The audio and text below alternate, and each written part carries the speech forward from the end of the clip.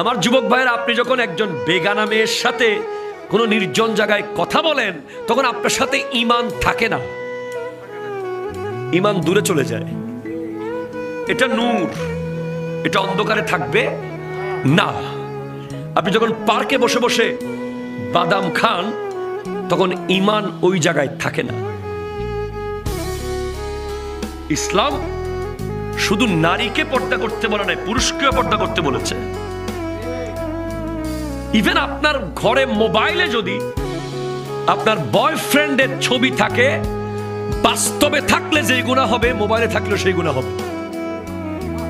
একটা পুরুষ ঘরের ভিতরে বাস্তবে থাকলে যেই গুনাহ, মোবাইলের ভিতরে তার ছবি থাকাও সেম গুনাহ হবে।